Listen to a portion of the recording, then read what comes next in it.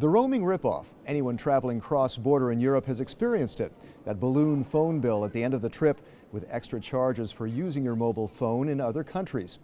The battle has taken years, but the European Parliament has finally won a success story of forcing telecom companies to scrap all roaming charges by June 2017.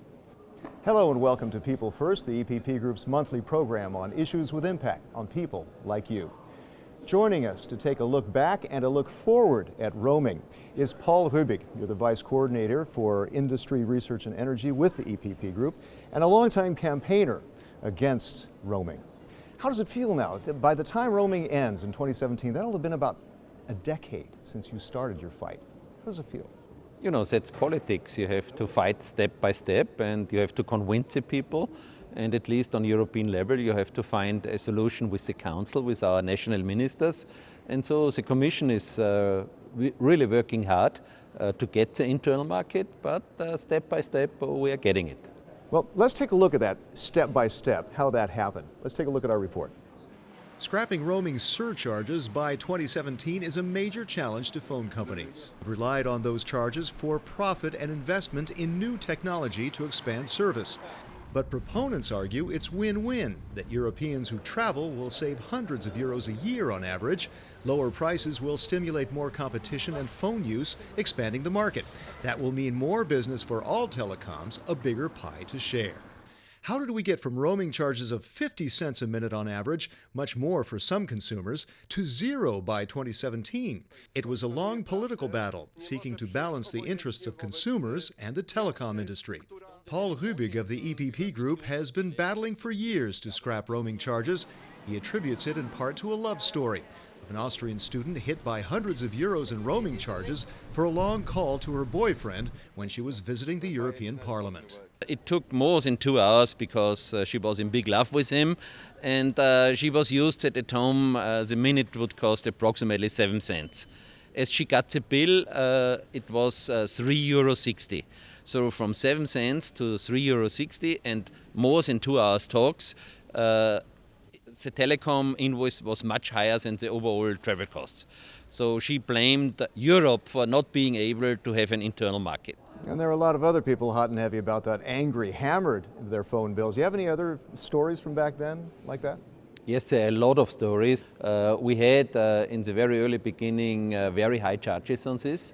So 1 gigabyte now you can buy for €2, and we had across Europe a very different price situation. This is what you saw back then. You thought, we have to do something about this. So you got together, you talked with the European Commission, the European Council, and you came up with a first step. In 2007, a first step. Let's take a look at our report. The regulation was exactly for 3 years to keep it dynamic, because after 3 years we thought that all problems are solved, but we learned that it didn't happen. So we got a roaming 2 directive. Okay, well you got a roaming 2 directive, but that was just a second step. What was holding up scrapping roaming charges? What was holding it back? First of all, the telecom companies made a huge profit on it. So the first step, they had a turnover from €8 billion. With the first step, they lost 50% to the consumers, to us. And I think it was the right step to show that misuse of the market is not the game where European Union can play with it. There you go. That's where you saw that the first 2 rounds of legislation weren't enough. Here's our report from 2009. Paul Rübig said that there is good competition within member states with reasonable prices. But there is low competition between member states. I think transparency should be the number 1 topic. Number 2 topic, of course, is must carry principle, that in any part of Europe you should be ready to get your phone calls, to get a transparent pricing, and to be informed. Okay. So the mindset back then, let me see if I get this right, is you saw that transparency, as you said, was very important. Shed light on the issue so people see a reason to take action. Is that how you saw that? Exactly. We thought if we inform the people, if they go cross-border to another European country, telecoms have to show the tariff on your mobile phone mainly with an SMS. That were pretty good, Of course, it's not too easy to see what the difference between kilobyte, megabyte and gigabyte is, but it gave an indication. And so people get an awareness that if it's more than at home, to be careful, and they cut down at a certain limit. So you needed to explain a little bit better why this is happening so people see a reason to do something about it. But how much resistance did you face at that time? Where were you getting resistance at that time to wanting to cut roaming charges further?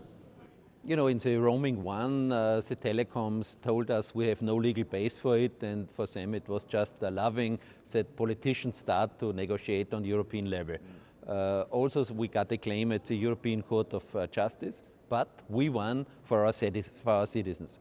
And so the telecoms, step by step, got the idea that it's not too bad, also for them, to create a 500 million people market and they can sell to the 500 million consumers in Europe in a fair and good competition. And that was always our target, to have between the more than 100 telecoms a fair and transparent competition, because that's good for both sides. So you thought that this next step would be a significant one. In 2012, you got another piece of roaming legislation, but even then you weren't sure that this was the light at the end of the tunnel.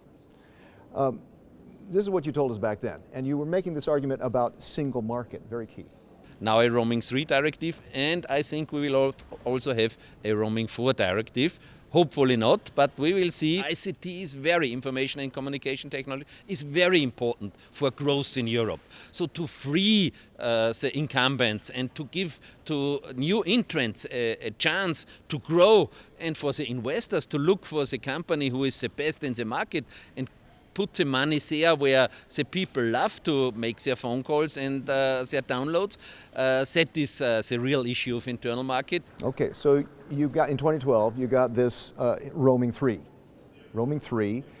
which did cut rates, but then again, you knew that it wasn't the end of the story. How disappointed were you, or were you disappointed? No, I never was really disappointed, because we always had the problem that the council wanted to block the overall legislation.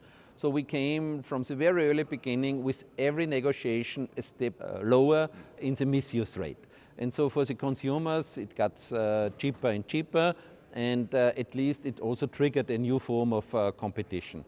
And I think that was the right step, that we got with every step, with every roaming directive, a lower misuse level. And you're saying this was a team you were working with. Angelika Niebler pushed through with you roaming 3 in 2012. Here's what she said about it then.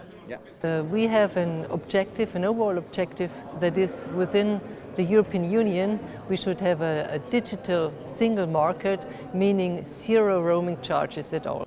Well, didn't happen right away, but there had to be a roaming 4. A roaming 4, which was negotiated by Pilar del Castillo, also on your team of the EPP group, to fully scrap roaming charges by July 2017. So it's been a long road since 2007. It's been a decade of reductions, step by step, while giving time for telecom companies to adjust to the new playing field. Here's what Mrs. Castillo had to say about it when it got passed.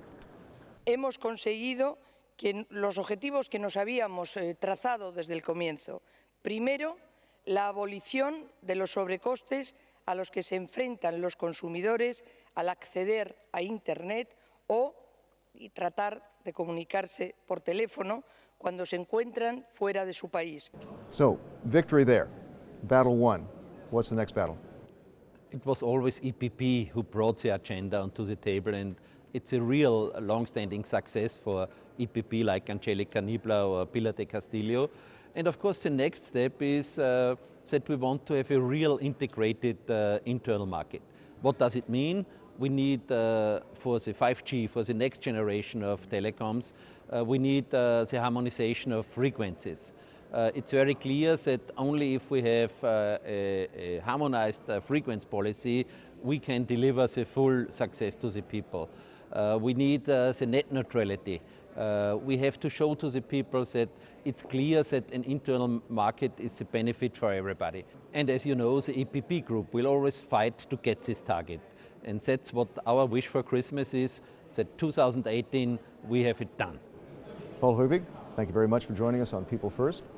Find out more about the activities of the largest political force in Parliament by checking eppgroup.eu. Until next time, thanks for watching.